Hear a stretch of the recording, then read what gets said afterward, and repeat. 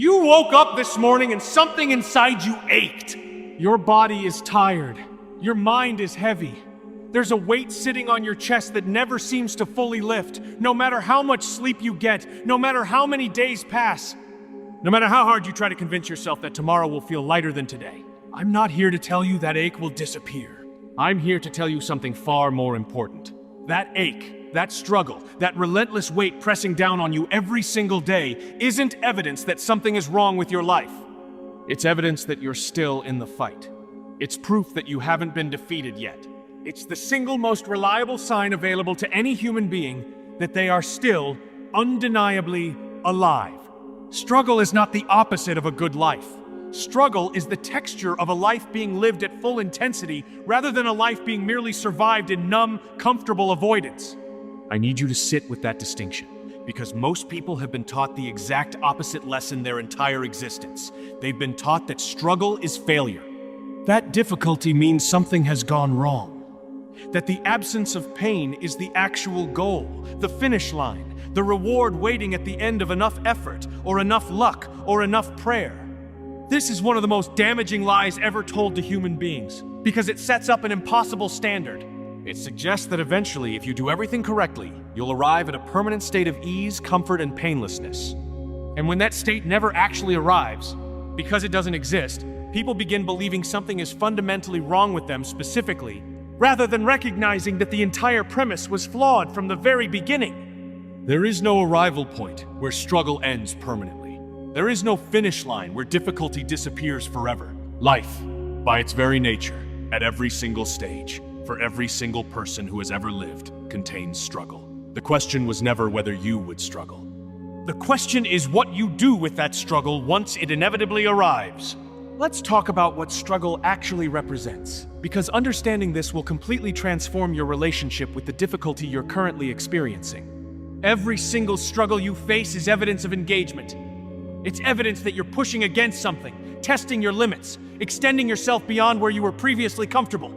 The moment you stop struggling entirely, the moment life becomes completely, permanently easy, that's not evidence of success.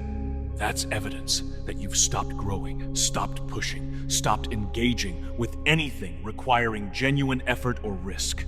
Think about physical training for a moment. The absence of muscle soreness after exercise isn't evidence of health. It's evidence that you didn't push hard enough to create the microscopic damage necessary for growth. The burning sensation during difficult exercise, uncomfortable as it feels in the moment, is literally the process through which your body becomes stronger. Without that burn, without that struggle, no growth occurs. This same principle applies to every dimension of human existence, not just physical training. Emotional struggle, the difficulty of processing genuine pain, genuine loss, genuine fear, is often the exact mechanism through which emotional resilience develops. Intellectual struggle, the frustration of grappling with concepts beyond your current understanding, is literally how cognitive capacity expands.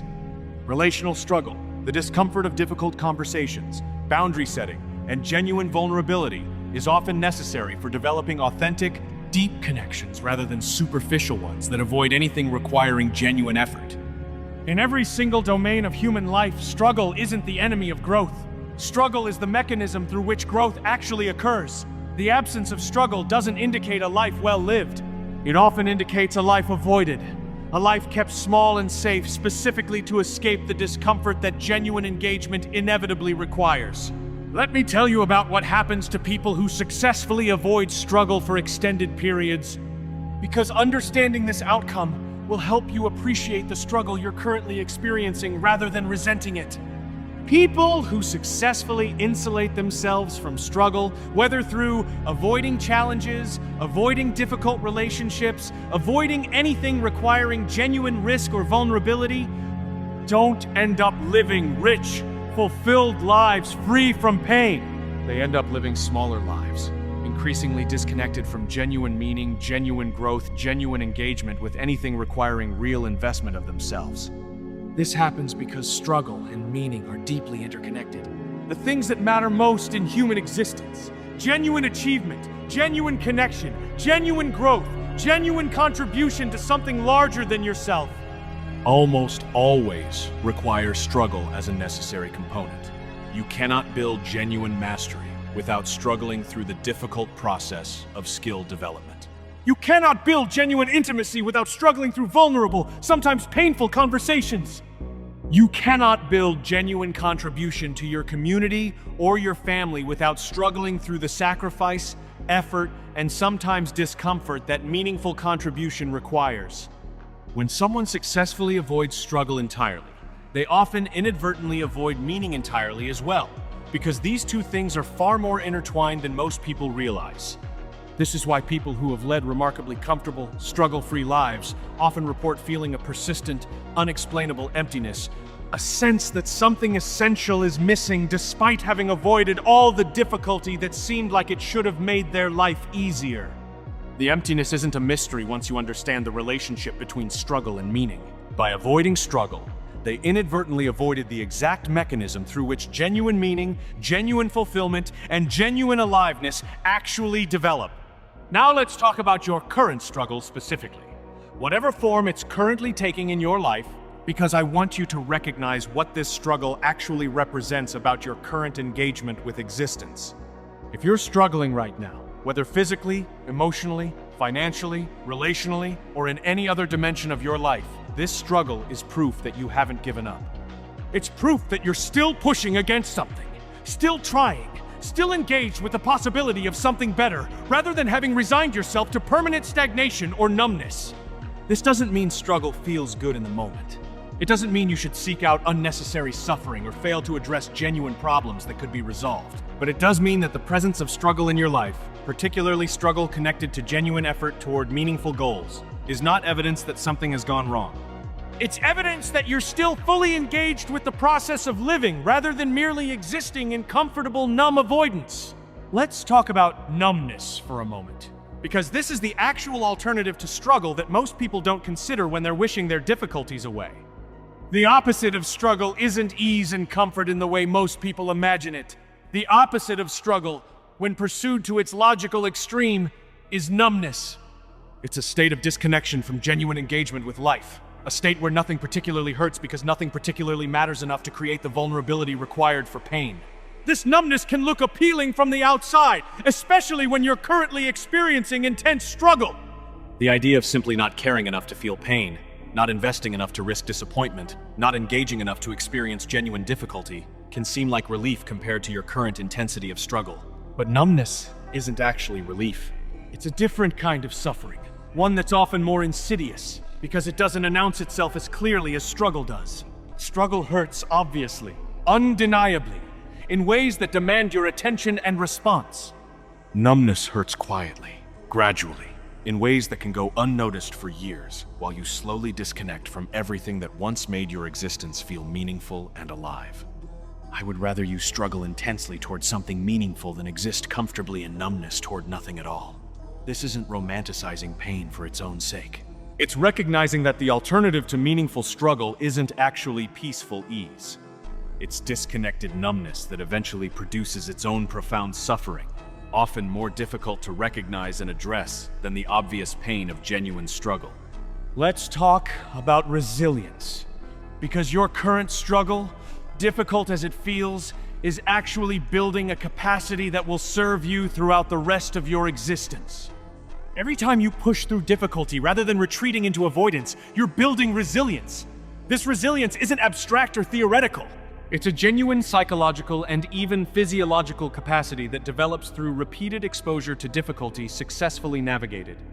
The struggle you're currently experiencing, uncomfortable as it feels, is literally building your capacity to handle future struggles with greater capability and confidence. This means your current difficulty isn't merely something to endure and forget once it's passed. It's actively contributing to your development as someone increasingly capable of handling life's inevitable challenges. The person who successfully navigates significant struggle emerges from that experience with genuinely expanded capacity, not despite the difficulty, but specifically because of it. Think about people you know who seem remarkably capable of handling difficulty with grace and stability. Did they develop this capability by avoiding all struggle throughout their lives? Almost certainly not.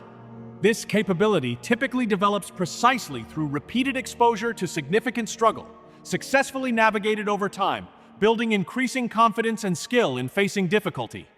Your current struggle, then, isn't separate from your development into someone more capable and resilient. It's the actual mechanism through which that development occurs. Every difficult situation you successfully navigate, even imperfectly, even with significant discomfort along the way, contributes to an expanding capacity that will serve you throughout the remainder of your existence. Let's talk about the specific mindset shift required to actually benefit from struggle rather than simply being crushed by it, because this distinction matters enormously. Not all struggle produces growth. Struggle approached with a victim mindset, one that focuses entirely on the unfairness of the difficulty, the desire for the struggle to simply disappear, the belief that you shouldn't have to experience this particular challenge, often produces bitterness and stagnation rather than genuine growth. Struggle approached with what's sometimes called a growth mindset, one that acknowledges the genuine difficulty while also remaining curious about what capability might be developing through navigating it. One that focuses on genuine effort and learning rather than exclusively on the unfairness of the challenge, tends to produce genuine development and resilience. This doesn't mean pretending your struggle doesn't genuinely hurt, or that you shouldn't acknowledge legitimate unfairness when it exists. It means holding both truths simultaneously. This struggle is genuinely difficult and sometimes unfair, and this struggle is also potentially developing capability and resilience that will serve me moving forward. This dual awareness, holding both the genuine difficulty and the potential growth simultaneously, is what separates people who emerge from significant struggle stronger and more capable from people who emerge from similar struggle bitter, stagnant, and increasingly disconnected from genuine engagement with life. Let's talk about specific practices that help cultivate this growth-oriented relationship with struggle, because understanding the concept means little without practical application. The first practice is deliberately searching for what capability might be developing through your current struggle, even while acknowledging the genuine difficulty you're experiencing. This isn't about forced positivity or denying the pain you're feeling. It's about maintaining curiosity about what you might be learning, what resilience you might be building, what capacity might be expanding through this specific difficult experience. The second practice is connecting with your own history of successfully navigated struggle. Almost everyone has faced significant difficulty at some point in their past and eventually found their way through it, even if imperfectly, even if the process took much longer than anticipated. Reconnecting with this history, remembering specific past struggles you successfully navigated, provides evidence that you possess genuine capability for handling difficulty. Evidence that can counter the temporary belief that your current struggle might be permanently overwhelming. The third practice is connecting with others who understand genuine struggle, rather than isolating yourself during difficult periods. Struggle experienced in isolation often feels more overwhelming and less meaningful than struggle shared with others who understand and can provide both support and perspective. This doesn't mean burdening everyone around you with constant complaints about your difficulty. It means maintaining genuine connection with people capable of understanding and supporting you through legitimate struggle, rather than facing everything entirely alone. Let's talk about legacy, because ultimately, how you handle struggle throughout your existence significantly shapes what kind of life you eventually look back on. The moments of greatest struggle in most people's lives often become, in retrospect, the moments of greatest significance and growth. The comfortable, easy periods, while pleasant in the moment, rarely become the defining chapters people point to when reflecting on what genuinely shaped their character, their capability, their understanding of themselves, and their capacity for resilience. This means your current struggle, difficult as it feels right now, may eventually become one of the defining chapters that shapes your understanding of your own capability and resilience. The person who successfully navigates significant struggle typically emerges with a different relationship with future difficulty.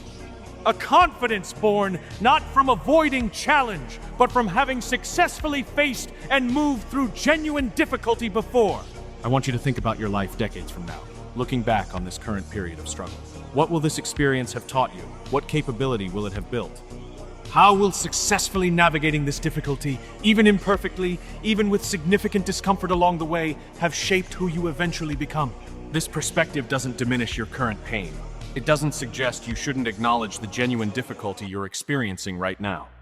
But it does provide context that can help sustain you through the difficulty, recognizing that this struggle, uncomfortable as it feels, is actively contributing to your development, rather than simply being an obstacle preventing the life you're supposed to be living. Let's address something important before we finish, because I don't want this message to be misinterpreted as suggesting you should simply endure any and all struggle indefinitely without seeking change or improvement. There's a crucial difference between struggle connected to genuine growth and meaningful pursuit, and suffering that stems from genuinely harmful circumstances that should be changed rather than endured. If you're experiencing abuse, genuine injustice, or circumstances that are actively harmful rather than simply difficult, this message isn't suggesting you should simply endure that harm, as though it represents beneficial struggle. Some circumstances genuinely need to be changed, escaped, or addressed directly rather than endured indefinitely. The struggle I'm discussing throughout this message refers primarily to the genuine difficulty inherent in pursuing meaningful goals, developing genuine skill, building authentic relationships, and engaging fully with existence, rather than retreating into comfortable avoidance. This type of struggle, while genuinely difficult, is fundamentally different from harmful circumstances that should be addressed and changed, rather than simply endured as though enduring them automatically produces beneficial growth. Developing wisdom about this distinction, knowing when struggle represents beneficial growth versus when it represents harmful circumstances requiring change, is essential for applying this message appropriately to your specific situation. Now, let's return to the core message, because I want to leave you with something you can actually carry forward from this specific moment. The struggle you're currently experiencing, whatever form it takes in your life right now, is not evidence that something has gone catastrophically wrong. It's evidence that you're still engaged with the process of living at genuine intensity, rather than having retreated into comfortable, disconnected numbness. This struggle, uncomfortable and difficult as it genuinely feels, is actively building resilience, capability, and character that will serve you throughout the remainder of your existence. The person who successfully navigates this current difficulty, even imperfectly, even with significant discomfort along the way, will emerge with expanded capacity for handling whatever future challenges eventually arrive. You are still fighting. You are still pushing. You are still engaged with the possibility of something meaningful, something better, something worth struggling toward. This engagement, this refusal to simply give up and retreat into numb avoidance, is itself proof that you remain genuinely, undeniably alive. The ache you feel isn't evidence that you're broken. It's evidence that you're still in the fight, still pushing against genuine resistance, still refusing to accept the comfortable numbness that would come from simply giving up entirely. You are still alive. Not despite your struggle, but as evidenced by it. Keep fighting, keep pushing. Keep engaging fully with whatever difficulty you're currently facing. Understanding that this struggle, uncomfortable as it feels, is proof of your continued aliveness, your continued refusal to give up, your continued investment in a life worth genuinely living rather than merely surviving in comfortable, disconnected numbness. This is what it means to be still alive. Not the absence of difficulty, the presence of continued struggle, continued fighting, continued refusal to give up despite genuine challenge. You are still here. You are still fighting. You are still undeniably alive.